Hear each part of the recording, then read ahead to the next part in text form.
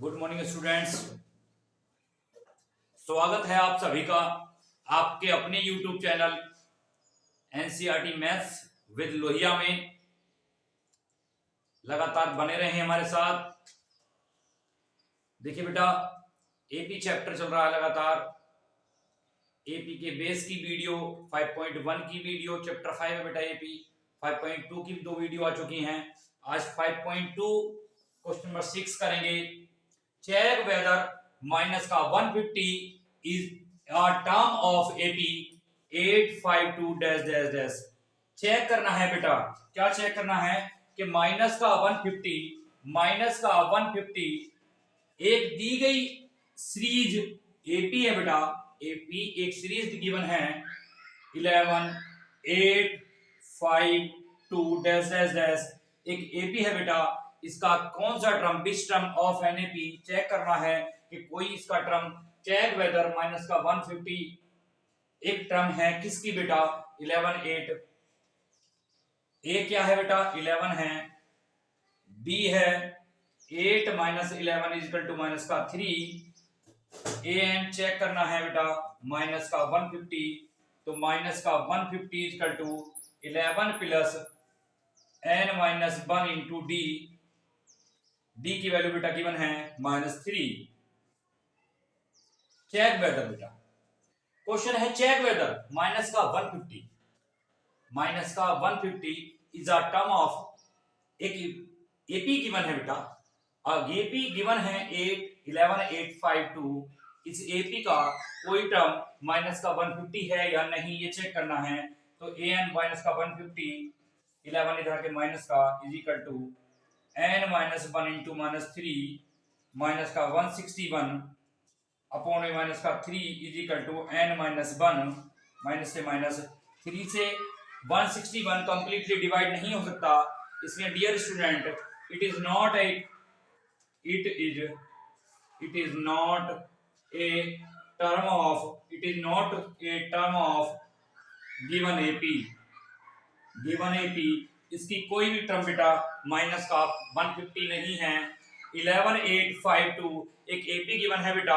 इस एपी की कोई भी टर्म माइनस का 150 नहीं है। चेक करना था बेटा चेक वेदर माइनस का 150 is a term of.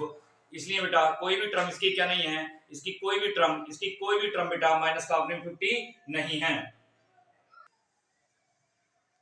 Question 7 है बेटा, फाइंड द 31st टर्म। मैंने बताया बेटा किसी भी टर्म की इक्वेशन बनाने के लिए बेटा, या किसी भी टर्म की जो इक्वेशन है बेटा वो a plus a come b होती है। क्वेश्चन पूछता है बेटा फाइंड द 31st टर्म। तो इसकी टर्म जो होगी बेटा 31st टर्म जो होगी बेटा वो a प्लस 30d होती है। nth टर्म फाइंड करने का फॉर्मूला था बेटा a plus n minus 1 into D. n minus 1 एक कम कर देते हैं बेटा, उसके nth टर्म से एक कम कर देते हैं तो a प्लस एक कम b हो जाता है। तो मुझे फाइंड क्या करना है डियर स्टूडेंट, मुझे फाइंड करना है a प्लस 30d। क्या फाइंड करना है a प्लस 30d। क्वेश्चन कहता है हुज माने जिसकी 11th term is 38। 11th term तो a plus 10d is equal to 38 given है। 11th term of an AP, किसी एपी की 11th term dear student given है मुझे बेटा कितनी 38। यानी कि मेरे पास जो गिवन है बेटा क्या है a प्लस 10d गिवन है। कितना गिवन है a प्लस 10d गिवन है। दूसरा उसने कहा बेटा and 16th term a plus 15d given है 73। फाइंड करना है dear student 31st term of an AP. कितनी 31st term of NAP. 31st term का मतलब है a प्लस 30d मुझे फाइंड करना है। मेरे पास दो इक्वेशन बन के आती हैं बेटा, a और d की वैल्यू फाइंड करेंगे यहां से माइनस 15 5d माइनस 73 से 38 को लेस करेंगे, 13 से 5 बचेगा बेटा, 8 लेस करके 3 बचेगा बेटा, माइनस का माइनस से minus d is equal to 7। Putting the value of d in equation 1 a plus 10 into 7 is equal to 38, a plus 70 is equal to 38, a is equal to 32 आ जाएगी बेटा। माइनस का 32, ये कितनी आ गई माइनस का 32, 38 less करेंगे 70 से। मेरे पास बेटा क्या गिवन है और क्या फाइंड करना है, find the 31st term. Question पूछता बेटा फाइंड द 31st टर्म, अरे 31st टर्म फाइंड करनी है बेटा। मैंने बताया आपको बेटा किसी भी टर्म की जो इक्वेशन होगी, किसी भी टर्म की जो इक्वेशन होगी वो a plus a come d होती है, इसका मतलब मुझे a प्लस 30d फाइंड करना है। Whose 11th term a plus 10d given है। 11 टर्म की बात कह रहा बेटा, वो 11 टर्म का जिक्र जैसे ही उसने किया तो मुझे पता चला कि उसने a प्लस 10d को 38 बोल दिया, और 16 टर्म की बात करें तो a प्लस 15d को 73 बोल दिया। मैं यहां से a और d की वैल्यू फाइंड की है बेटा। Find 31st term a plus 30d, a की वैल्यू बेटा माइनस का 32 प्लस 30d, 30 इंटू 7 माइनस का 32 प्लस 7 से 21 इज इक्वल टू 178। 178 आंसर आ जाएगा बेटा 178। कितना आंसर आ जाएगा 178 आंसर बन जाएगा बेटा। कितना 178 आंसर बनता है कब a प्लस 30d फाइंड करने से। देखिए बेटा क्वेश्चन 8 है, एन एपी, एक एपी है बेटा कंसिस्ट करती है 50 टर्म। एक एपी है जिसमें जो टर्म लिखे हुए हैं बेटा कितने हैं 50 लिखे हुए हैं। An AP consist 50 term, which third term is 12, जिसका थर्ड टर्म 12 है। जिसका थर्ड टर्म कितना है बेटा a प्लस 2d कितना है 12 है। क्वेश्चन 1 बोलता है बेटा कितने, क्वेश्चन 1 एपी कंसिस्ट 50 टर्म। एक एपी गिवन है बेटा, एक सीरीज गिवन है जिसमें केवल कितने हैं 50 टर्म है। कितने टर्म है 50 टर्म है। Which third term is 12 and the last term कितने कौन सा होगा। अरे जब उसमें बेटा 50 टर्म कंसिस्ट करती है एपी कितने टर्म कंसिस्ट करती है 50, तो लास्ट वाला टर्म 50 तो है।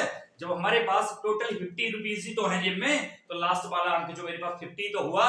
इसका मतलब एपी जो कंसिस्ट कर रहा है बेटा वो कितने टर्म कर रहा है, एक एपी कंसिस्ट करती है 50 टर्म, तो a plus 49d equal to 106। Equation second बेटा the last term is 106, so find the 29th term।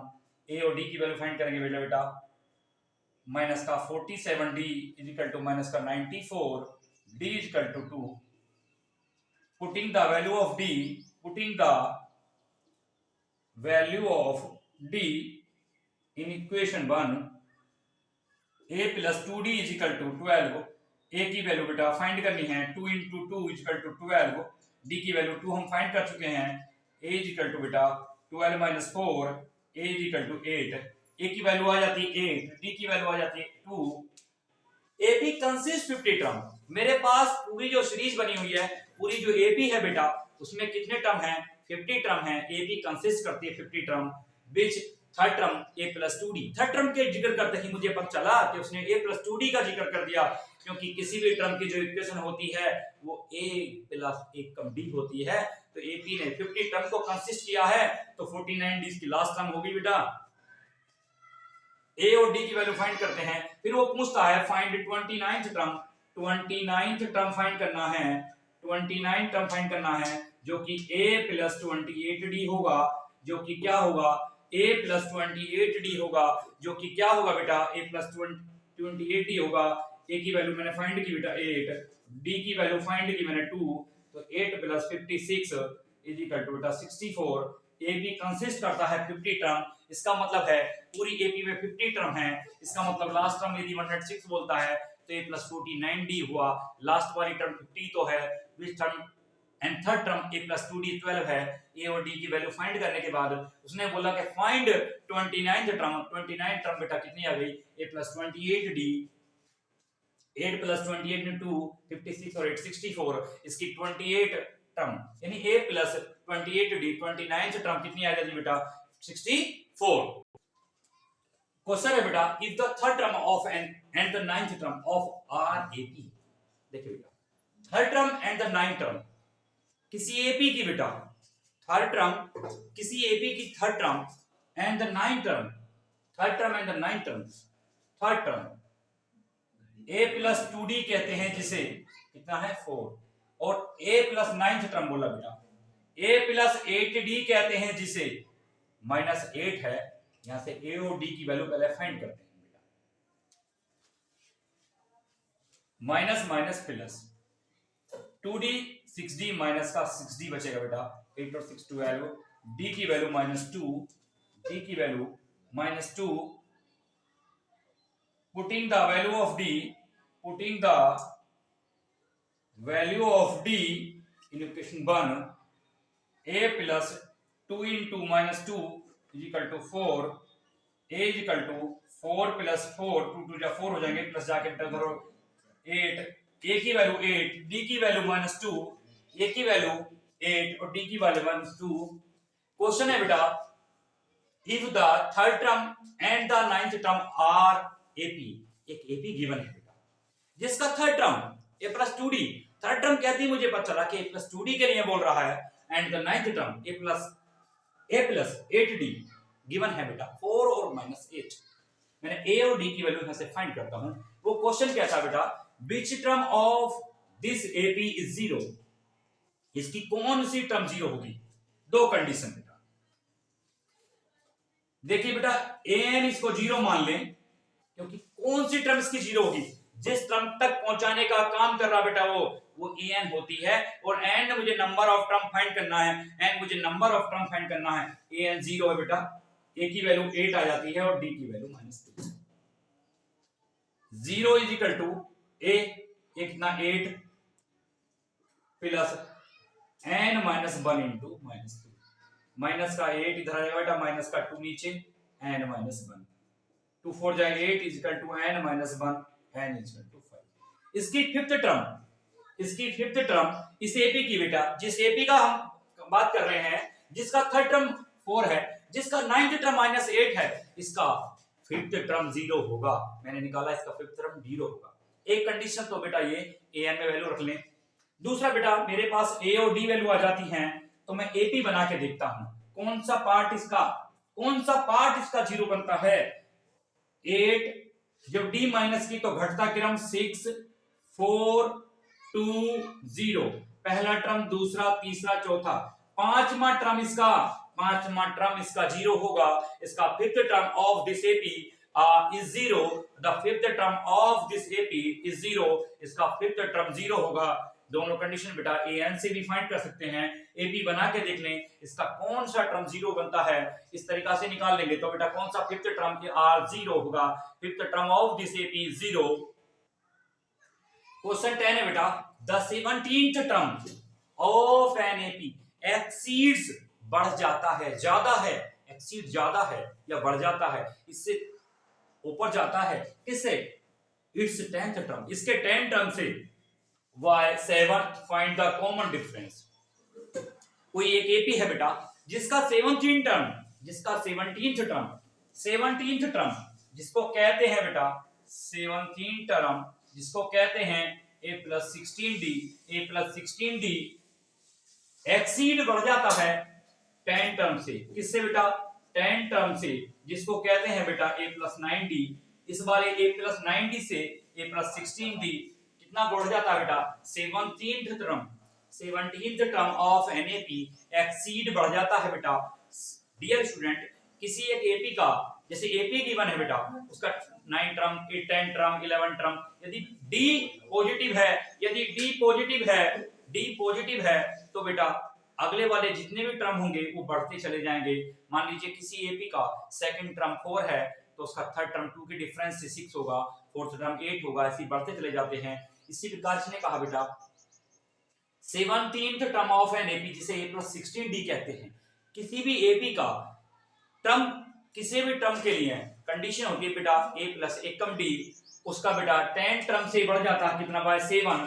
तो इसका कह रहे हैं बेटा वो किसके लिए बेटा a plus 16d ज्यादा है, कैसे बेटा a plus 9d से y7, तो इधर बेटा 7 ऐड कर दें, ये इक्वल हो जाएगा। अब दोनों AP इक्वल हो जाती है बेटा, क्योंकि 7 ऐड कर दिया उधर, a से a cut, 16d minus 9d is equal to 7, 7d is equal to 7 बेटा, d is equal to 1, d is equal to common difference find करना था।